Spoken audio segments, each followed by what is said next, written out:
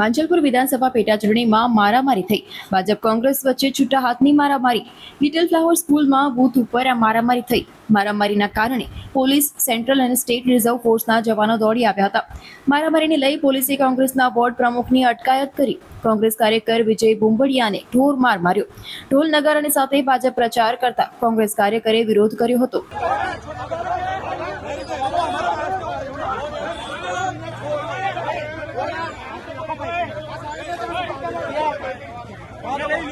જે ઘટના બની છે એમાં સૌપ્રથમ તો કોંગ્રેસના જે કાર્યકર્તાઓ હતા એક તો દારૂ પીને આવ્યા, અમારા કાર્યકર્તાઓ સાથે ગાળાગાળી કરી, અપશબ્દો બોલ્યા, ઉશ્કેરણી કરી અને ઉશ્કેરણી કર્યા બાદ એમને જેવો હાથ ઉપગાવવાનો પ્રયત્ન કરેલો સ્વાભાવિક જ ક્રમમાં આ ઘટના બની છે. પણ હું આપ સૌના માધ્યમથી એવી અપીલ કરું છું. સવારથી લગભગ 60 થી 70 બૂથમાં પોતે જાતે પ્રવાસ કર્યો છે. ખૂબ જ સરસ ચૂંટણી પંચે વ્યવસ્થા કરી છે. મતદારો પણ શાંતિથી મતદાન કરી રહ્યા છે. અમારા કાર્યકર્તાઓ, કારણ કે બાય ઇલેક્શન છે, પેટા ચૂંટણી છે, એટલે મતદાન જાગૃતિ માટે ઘરે ઘરે જઈ રહ્યા છે. એમને મતદાન કરવા માટે આગ્રહ કરી રહ્યા છે. અને સ્વાભાવિક જ્યારે પેટા ચૂંટણી હોય ત્યારે તમારે મતદાન માટે પ્રયત્ન કરવો જ પડે. ભારતીય જનતા પાર્ટી છેલ્લા 1 મહિનાથી સતત પ્રયાસ કરી રહી છે અને આજે પણ અમે અંતિમ સમય સુધી આનો પ્રયાસ કરીશું. આ કોંગ્રેસને ખબર છે કે જેમ ટકાવારી વધે એમ એમની હારવાની સંભાવના વધતી જાય. એમને પહેલાં શરૂઆતમાં સવારમાં તો એવો પ્રયત્ન કર્યો કે આ ટકાવારી વધે જ નહીં. એના માટે જઈને કલેક્ટર કચેરી બેસી ગયા. એમને બેસવું હોય તો બૂથ પર જઈને બેસો ને ભાઈ, ત્યાં બૂથમાં કામ કરો, સોસાયટીમાં કામ કરો, તમે લોકોને બહાર કાઢો. એની જગ્યાએ આવા બધા ચમકલા કરીને તમે શું સાબિત કરવા માગો છો? વડોદરા એ સંસ્કારી નગરી છે. અમારા કાર્યકર્તાઓ શાંતિથી કામ કરી રહ્યા છે. ઉશ્કેરવાનું બંધ કરો અને આ દારૂ પીને ગાળાગાળી બોલવાનું બંધ કરો.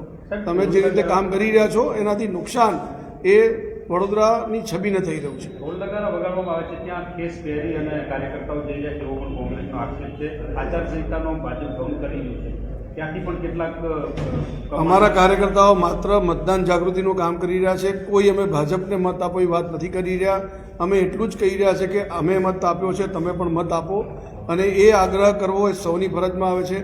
કાર્યકર્તાઓ પણ આના માટે પ્રયાસ કરી રહ્યા છે. અને મને જે જાણકારી મળી છે, અમુક જગ્યાએ હું પોતે ફર્યો છું, નાગરિકો સ્વયં હું બહાર આવીને બીજા મતદારોને આગ્રહ કરી રહ્યા કે આપણે મતદાન કરવું જોઈએ. આવા દ્રશ્યો પણ મને જોવામાં આવ્યા છે. અને એવી જગ્યાએ જોવામાં આવ્યા છે, નગરોમાં જોવામાં આવ્યા છે કે જ્યાં મધ્યમ વર્ગને અતિ મધ્યમ વર્ગના લોકો રહેતા હોય છે. તો મતદાન કરવું તો સૌનો અધિકાર છે અને સૌની ફરજમાં આવે છે. અને એના માટે જાગૃતિ લાવવી એ પણ સૌની ફરજમાં આવે છે. અમે તો તમને પણ કહીએ તમે પણ જાગૃતિ લાવો ને, એ માટે પ્રયત્ન કરવાનો કોણ ના પાડે છે તમને? જે પ્રમાણે ચૂંટણી પંચના નિયમો છે, 200 મીટરની અંદર એટલે ટેબલ લગાવવાનું હોય કે અંદર બૂથમાં જવાનું હોય, ત્યાં આપણે કોઈ પણ પ્રકારના પક્ષના ચિહ્ન સાથે કામ નથી કરી શકતા. પણ એની બહાર તો તમે ખેસ પહેરીને જઈ શકાય છે ને. અને હવે પ્રચાર થોડી કરી રહ્યા છે. અમે મતદાન જાગૃતિ માટે પ્રયાસ કરી રહ્યા છે.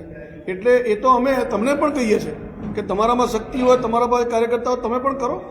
અમારો પ્રયત્ન છે કે પેટા ચૂંટણીમાં સૌથી વધુ મતદાન થાય, ભારે માત્રામાં મતદાન થાય, લોકો જાગૃત થાય અને મતદાનનો અધિકાર એ સ્વયં નાગરિકો પોતે ઉપયોગ કરે. કોઈ પણ પક્ષ હોય એ વગર ખેસે કામ ના કરે, એ પક્ષના ખેસ સાથે જ કામ કરે. હું પોતે બૂથમાં જતો હોઉં છું એટલે કોઈ ચિહ્ન વગરના ખેસ પહેરેલો છે. પણ કાર્યકર્તા જ્યારે સોસાયટીમાં જાય તો ઓળખ તો થવી જોઈએ કે ભાજપનો કાર્યકર્તા છે. નહીં તો ખબર કેવી રીતે પડશે ત્યાં કોણ આવ્યા?